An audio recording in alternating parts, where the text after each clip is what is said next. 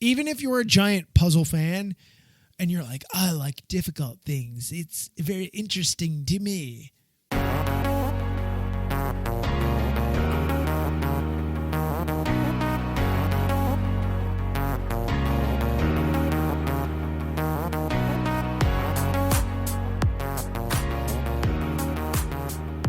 This is News on a Tuesday, and today we are. Do you realize we are almost at the Christmas holiday, the great holiday season of giving and then getting and then giving and getting? I mean, this is like my favorite time of the year. My Christmas lights are up. I am so filled with joy that I'm just like over the moon, like. It's November 1st, it's November 2nd, it's November 3rd, we're in that range. It's the beginning of the rest of the year. It is such a magical time of year. Anyway, with that in mind, today we have a plethora of topics to talk about. We do have a few different things that we need to get to, and well, you know, it is news on a Tues, so it is definitely newsworthy. It is more the greatest and latest breaking things that are more important to you in your Lego endeavor. Whether you're into it or not, it is something that is important to you or me or maybe you and I at the same time. Anyway, I hope you're doing well. Let's go ahead and jump on in. So you already know that I'm a giant Ninjago buff. Like I live and breathe Ninjago, and I can watch the episodes over and over, and I have an angry voice and I don't know why. My point is this. So Ninjago is getting a comic book, like a true-to-life, real, official comic book. Not something that you would pick up at the dollar store or something like that. Something cheap. A true-to-life, real, canon comic book. If you don't know what canon means, fits in with the plot. It fits in with the theme. It fits in with the series, the idea behind Ninjago. And to me, this was huge news. Now, the interesting thing, this was broken at the Halloween Expo, the Skybound Halloween Expo. And originally when I saw that, I thought, Skybound? You mean like season 6? Like, are we getting Nautican Jin back? Are we? No, that's not what it was. But they had a panel. They talked with the two Tommies, Tommy Kalmar and Tommy Andreasen, the creators and current people that are working on Ninjago. And what they had to say was very interesting. But what I found really fantastical is this thing is coming in April of 2022. That's what, 6-ish months away, something like that. So you do have time, 5 months away. You do have time to be able to prepare yourselves and get in that frame of mind. If you're a Ninjago person, if you're not, maybe you do know somebody that is, because a lot of kids are, a lot of adults are. Look at me. Cough, cough, nudge, nudge, right? Anyway, so with this in mind, the plot of this moving forward, at least from the beginning stage, this was something that they wanted to do where the very first episode, the first, first issue is what they call it with comic books. The first issue, they are bringing back Lord Garmadon. We all know about Garmadon. Garmadon's a bad dude. He just black magic and stuff like that. The only magic nut, just a bad dude. And he is coming back. So the preface for this, which has all of Ninjago fan media, fan-like folks all over the place just going absolutely ape at this point in time. This is what the release said. Far away from Ninjago City, a village is terrorized by a mysterious new threat when they're saved by a stranger with incredible powers known as Garmadon, Lord of Destruction, as they have it with 2 punctuation marks here.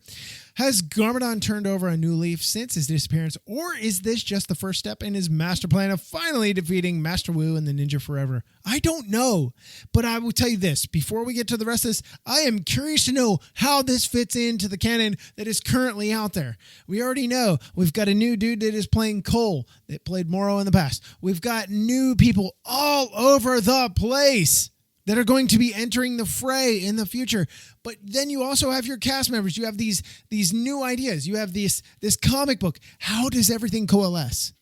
How does everything work together and fit in that nice, pretty box that we call Ninjago? I don't know, but I'm really excited to see where it goes. It's been such a great opportunity to play within the LEGO universe, said the writer of this I'm going to butcher this. I'm going to try my best here. Try Vuong.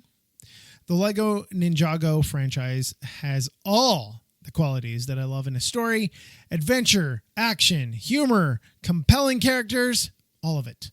In our new series, we're paying homage, or homage, depending on how you say it, to the Lego Ninjago franchise while expanding the mythology with new stories on this beloved property. Here is my question. If you guys caught the interview with myself, Dan from Between the Bricks, and April B from April B, back in January of last year when we had an opportunity to interview Tommy Andreasen and Tommy Kalmar, the question that I got most, how does everything connect? Not from this, but how does everything connect? What is next? And I honestly don't know. And my question with this is are the Tommies going to be in on this to have that discussion, to be able to help push that over? And if the comic book does well, the series does well, how are they going to coalesce? How are they going to meet in the middle? Because you're going to have people that watch the episodes like I have religiously. I'm currently on season 9 again, probably for like the 20th time. And then you're going to have people that are comic book. I mean, do kids read comic books anymore? Honestly, yes, adults do. And adults that were kids at the time when Ninjago came out in 2011, 2012, it's been a decade. Yeah, 10 years. So are they at that point? Are they going to go check out the comic book series where they can get more Ninjago content? I am. But I mean, I was late to the party. I wasn't a day one. I went back and became a day one with all the knowledge and information and stuff like that. But I'm curious to know what is going to happen with that. Anyway, that is coming in April 6th. Well, like I said, about 5 months, April 6th is when you're going to be able to pick this up. And I hope it's just available everywhere. So let's move on to our next topic here. And I'm not the biggest Mario fan. Part of the reason I'm not the biggest Mario fan, I know Brian, I know April, I'm sorry, I apologize. I sucked playing Super Mario 1, 2, and Super Mario Brothers 3. I just sucked at it. I still try to this day, and I can only get so far. But with that in mind, you know the Mario Nintendo stuff is not going anywhere anytime soon. I don't know how much Lego paid to get this IP, but it must have been a pretty hefty price. And here's what you guys need to know. Sets don't just pop out automatically. They are done 18 months, sometimes 2 years prior. So when I have an opportunity, or other fan media have an opportunity to interview a designer, they have to go way back in their brain and be like, what was the reason for doing this like this? They have to go way back. Anyway, so with that in mind, there are new sets coming for January 1. It's a huge deal. We're not talking Mario. We're talking Luigi here. I'm sure there will be Mario stuff coming, but Luigi. So if you guys don't realize, Luigi is a big deal. Luigi has had his own saga, his own off-brand, his offshoot from Mario. And we go back to video gaming days and stuff like that. And there are new things that are coming because you already have the new Luigi, what do you want to call it? Big Fig, Giant Fig, part of the series for the Mario idea. You have that to be able to play through the sets and stuff like that. So you already have the new Luigi. And there are 3 new sets coming. The first one of the Luigi's Mansion idea is the Lego Super Mario, Luigi's Mansion Lab and Poltergeist expansion set, 71397. And then the next one we have here is the Super Mario Luigi's Mansion Entryway expansion set, which is 71397. And then the very last one we have is 71401, the Super Mario Luigi's Mansion Haunt and Seek expansion set. I know they're not super big, super amazing, awesome. They're definitely not Peach's Castle, Brian. But at the end of the day, you're getting new sets They're going to use the new Luigi. They're going to be able to play off of the Luigi stuff. They're going to be able to do their own things. And, I mean, really, Luigi can do so many things of his own right. And, I mean, this is all haunted stuff. It was a perfect announcement, but I wish it would have rolled out prior to the Halloween season. Even if you don't celebrate Halloween or know somebody that celebrates Halloween, it's the idea of this spook time, because coming out in January, it's like, oh, it's a new year. Here come all the new Lego sets. If you're a Mario person, you're like, I got to have it day one. Absolutely. I completely agree with you. But if you're not, you might be like, well, you know, I'm really not that into it. It's really not the biggest idea that I want to get into. But I will say, Luigi's Mansion Lab actually looks really cool in the way that that is done. I don't know any of these characters, but I do like the way it's done. This was a little past my time. And then you have his entryway expansion set, which is okay. I do like the idea of what is going on here. I don't know these bad guy characters. I'm sorry. I just don't know. And the last one, which is probably my favorite, was the Mansion Haunt and Seek expansion set. You have the doors that are here. You have the gates that are here. You have a ghost that is here. You have some action feature that is here. It is definitely by far one of my more favorite sets, and you just have this big plethora of stuff here. I mean, the big ghost, a guy that looks like Slimer. There's movement functions here. There's so many different little avenues and different things to do. And I don't know all the ghosts. I don't know all the bad guys. But you know what? I really love the way this looks. And you have the, what's his name? King Ghost or whatever he is, the big white ghost. It looks different than from Series 1. I don't think he was in Series 2. Either way, I really like the way this is done. It is definitely something that is interesting to me. I find it very, very different than what Mario was. And more because this is more like a spook thing behind it. It just feels different. I do like the way it looks, though. So with that in mind, let's move along to the next topic here. And the next topic, well, you know, it's not Ninjago, I promise.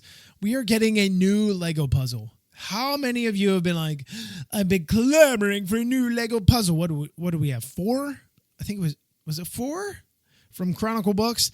We're getting another one here. It's a 1,000-piece puzzle. It's coming in May of 2022, obviously, because May has already passed.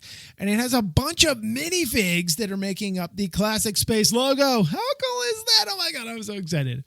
It's going to be a puzzle building nightmare. Even if you're a giant puzzle fan and you're like, I like difficult things, it's very interesting to me, you're going to hate your life. I promise. This is going to be difficult. Some of the other Lego puzzles, I don't really consider them as difficult. They were fun. I love puzzles. This is going to be difficult. You've got a lot of blue here. And you also have some characters that are kind of, you know, hanging out in here doing their own thing. You've got some from, I can't remember. They wear the white helmets with the reddish colored shields and stuff like that. There's different things that are in here. So there are things that break it up. There are. But man, this looks like a lot of fun. I don't care who you are. This looks like a lot of fun. And to me, 1,000 pieces, I'm in for it. I'm game for it. I'm excited. I want to see what it looks like because I've enjoyed the other Lego puzzles to this point in time. I've really enjoyed them. So I'm guessing, what is this? The 12 USD price tag, I think is what it was originally when it came out. Maybe 15, 14. I can't remember. Either way, I'm really into it. Chronicle Books has done a really good job. I think this will be a lot of fun. If you are a Classic Space fanatic, you are going to love this. It is called the Minifigure Space Mission, but you can love it. You can build it and then put it on in a picture frame and hang it on your wall and be like, look, it's Classic Space. You know, you have the blue, you have the red, you have the yellow. There's some M-Tron dudes that are hanging out in here. There's some fun stuff that is in here. There's some really good references, and that is what I wanted to bring up. I don't know who Chronicle works with at Lego. I don't know if it's somebody like, hey, let's throw this in there. Let's throw this in there. Let's throw this in there. It almost feels like a Where's Waldo of Lego puzzles. That's what it felt like looking at the picture. And I went through it a few different times. I'm like, oh, I see that and that and that and that. There's so many different things. So I'm curious to see what this looks like. It could actually be a lot of fun moving forward. And I hope that they continue to do these kind of things because the puzzles are awesome. So the very last thing that I wanted to talk about today, well, I find it interesting. And we have seen Lego copy vehicles, tractors and trucks and, spacecraft and aircraft and houses and different kinds of buildings and landmarks. They've done it all. They've created their own. And what I find interesting is the Lego team, the Lego Technic team at that. You're talking about Technic? What's wrong with you?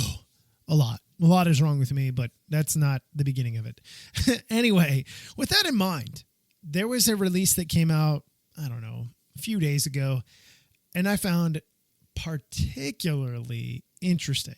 Lego created this Volvo-esque type vehicle, this loader, and it was cool. It was really neat. The idea was really neat.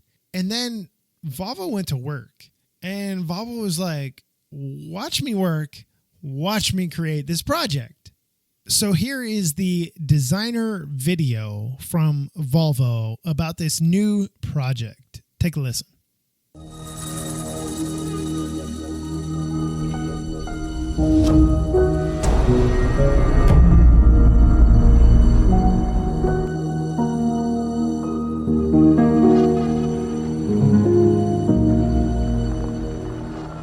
It's so fun to see the Sux because it's so different. The features, the way it's moving, the way it's interacting with the material, everything is just crazy. And I guess that's part of this project. It's to find these new angles that we never thought of before. The Sux is the next step in our automation plan. It's a fully automated wheel loader, and it's one of the most fantastic products I've ever seen, actually. So since Sux doesn't have a cabin or an operator, that's opened up quite a lot of opportunities for the design. Here the biggest difference is the scissor frame chassis. The Sux concept is protected with a few pending patents, where one of the patents is actually filed from both Volvo and Lego Technic together. One cornerstone in a good design is of course the usability and the interaction with humans. We have actually created a solution that is inherently safe. And with inherently safe, I mean that humans and autonomous machines can work side by side in simultaneous operation without any danger. The funny thing is that the future is already here. We're already out there driving autonomous machines in commercial operation, actually. We have haulers now, but in the future we will see other types of machines that are automated, either semi-automated or fully automated. Seeing this going from a toy, passing the kids, and now seeing the real thing, it's an amazing story, and I'm just really happy to be part of it.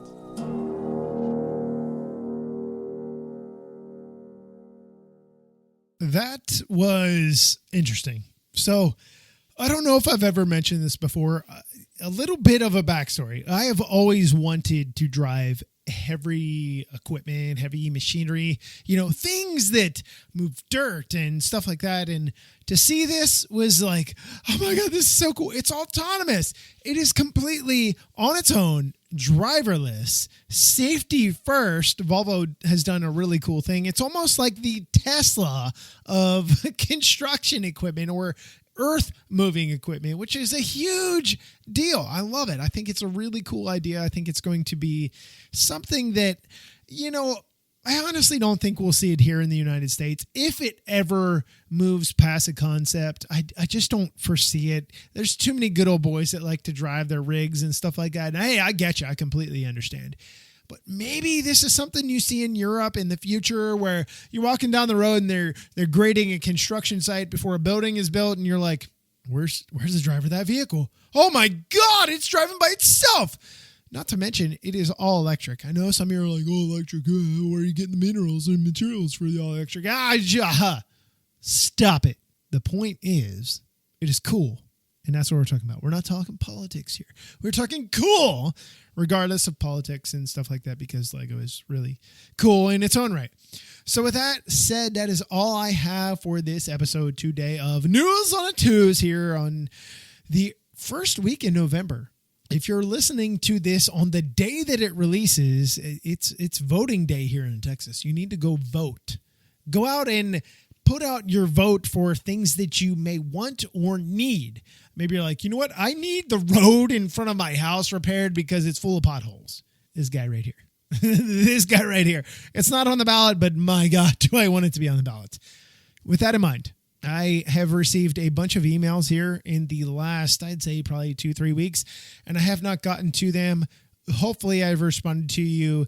If I have not, I am working on it. I know there are a bunch, but I appreciate all the support and all of you lovely folks out there as well. Here's what I ask of you. We're coming into the holiday season. We are coming into the busy season for podcasts and stuff like that. I ask that you go on to whatever platform you listen and you leave a review. And if you love it, leave a 5-star, please. You know, here's what it does. It's not for me. It's not for my own gratification. It is for people to find the show. People that may love Lego and they're like, I wish there was a Lego podcast out there. I'm not the only one. There are many. So I encourage you to go find all of them and fill your day with podcasts. But with that in mind, you're a listener of me, of mine, of this show, of this content. Please, that's what I beg of you. I ask of you. Maybe not beg. I ask of you because you are such a loyal person and it costs you nothing. But with that in mind, go ahead, do it. Just real quick. Just do it. Anyway, we're moving along. We've got some stuff coming up. We are working on a special Star Wars episode coming up. I bet you didn't know that, did you? Tom Jurassic is going to be back on the show as well. And we are still working on some things with some Lego designers. Ugh. It's getting into their season where they all kind of just take off and unwind. So hopefully we can schedule that before that time comes. And hopefully we can get him and or her, maybe, you don't know, on the show to be able to discuss that stuff with you. So until we meet again on a News on a Tues, I'm your minifigure host, Matt. Let's build on it.